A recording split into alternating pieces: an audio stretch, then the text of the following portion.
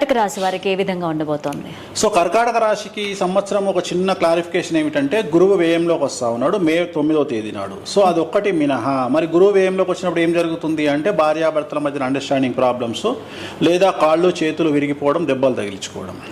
అలాగే 60 సంవత్సరాలు దాటినటువంటి రాజకీయ నాయకులు కానీ 60 సంవత్సరాలు దాటినటువంటి మనుషులు కానీ వాళ్లకు ఆరోగ్యపరమైన ఇబ్బందులు కర్కాటక రాశి వారికి ఎదుర్కొంటారు. మిగిలిన అన్ని అనుకూలంగా ఉన్నాయి. విద్యార్థులకు ఉత్తీర్ణత శాతము, వీసా, తర్వాత సీట్లు దొరకడము, ప్లేస్మెంట్స్ దొరకడము, ఉద్యోగస్తులకు ప్రమోషన్లు, బదిలీలు, రాజకీయ రంగంలో వారికి అనుకూలతలు, అలాగే వ్యాపార రంగంలో ఉండే వారికి రూపాయికి 100 రూపాయలు రావడము, ఇవన్నీ అనుకూలంగా ఉన్నాయి. స్త్రీలకు ప్రాముఖ్యత పెరుగుతుంది. సో కర్కాటక రాశి వారికి 100కి 100% అనుకూలంగా ఉన్నటువంటి సందర్భంలో చాలా చాలా హ్యాపీగా ఉంటారు. ఒకే ఒక్క రెమెడీ ఏమిటి అంటే ప్రతి గురువారం నాడు ఎల్లో కలర్ షర్ట్ వేసుకోవడము మగవాళ్ళైతే, ఆడవాళ్ళైతే ఎల్లో కలర్ డ్రెస్ వేసుకోవడం వల్ల సమస్యల నుండి ఈ సంవత్సరం బయటపడతారు.